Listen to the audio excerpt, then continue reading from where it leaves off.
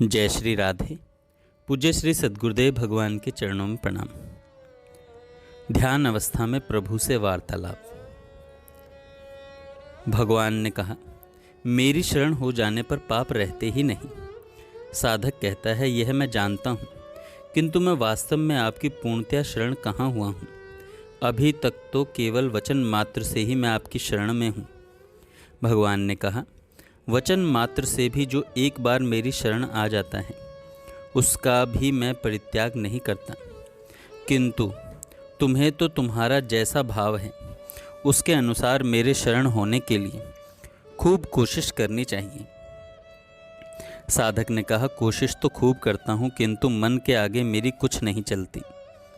भगवान ने कहा, खूब कोशिश करता हूँ यह मानना गलत है। कोशिश थोड़ी करते हो और उसको मानते बहुत ज़्यादा हो।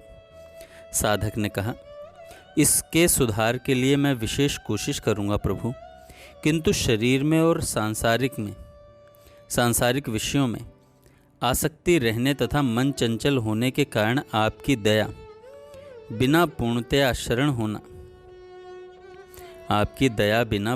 शरण होना बहुत कठिन प्रतीत होता है। भगवान कहते हैं, कठिन मानते हो इसलिए कठिन प्रतीत हो रहा है, वास्तव में कठिन नहीं है। साधक ने कहा, कठिन कैसे नहीं मानूं प्रभु, मुझे तो ऐसा प्रत्यक्ष मालूम होता है। भगवान ने कहा, ठीक है, मालूम हो तो होता रहे, किंतु तुम्हें हमारी बात की ओर ही ध्यान देना चाहिए। साधक ने कहा, आज से मैं आपकी दया पर भरोसा रखकर पूरा प्रयास करूँगा, जिससे वह मुझे कठिन भी मालूम न पड़े। किंतु सुना है कि आपके थोड़े से भी नाम जप तथा ध्यान से सब पापों का नाश हो जाता है। शास्त्र और आप भी ऐसा ही कहते हैं, फिर वृत्तियां मलिन होने का क्या कारण है? थोड़ा सा भजन ध्यान तो मेरे द्वारा भी होता ही होगा। भगवान कहते हैं, भजन ध्यान से सब पापों का नाश होता है, यह सत्य है, किंतु इसमें कोई विश्वास करे तब ना। तुम्हारा भी तो इसमें पूरा विश्वास नहीं है, क्योंकि तुम मान रहे हो कि पापों का नाश नहीं हुआ, वे अभी वैसे ही पड़े हैं। साधक ने कहा, विश्वास न होने में क्या कारण है? भगवान कहते हैं, नीच और नास्तिकों का संग, संचित पाप और दुर्गुण, झूठ कपट चोरी जारी हिंसा आदि शास्त्र विपरीत कर्म करने वालों को नीच कहते हैं। ईश्वर को तथा श्रुति स्मृति आदि शास्त्र को न मानने वालों को नास्तिक कहते हैं।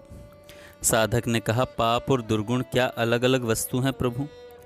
भगवान ने कहा, चोरी जारी झूठ हिंसा और दंभ पाखंड आदि पाप हैं, तथा राग द्वेष काम क्रोध दर्प और अहंकार आदि दुर्गुण हैं।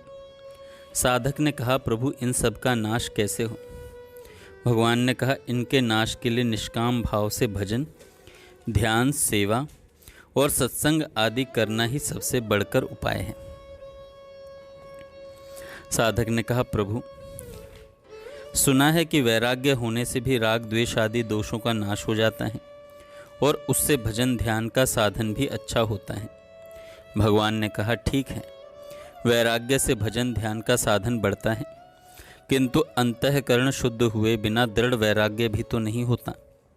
यदि कहो कि शरीर और सांसारिक भोगों में दुख और दोष बुद्धि करने से भी वैराग्य हो सकता है, सो ठीक है, पर यह वृत्ति भी उपयुक्त साधनों से ही होती है। अतएव भजन ध्यान सेवा और सत्संग आदि करने की प्राण पर्यंत चेष्टा करनी चाहिए। साधक ने कहा, भगवान अब यह बतलाइए कि आप प्रत्यक्ष दर्शन कब देंगे?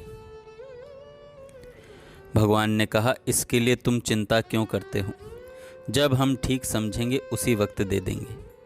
वैद्य जब ठीक समझता है तब आप ही सोचकर रोगी को अन्न देता है। रोगी को तो वैद्य पर ही निर्भर रहना चाहिए। जय श्री राधे। आगे हम कल सुनेंगे।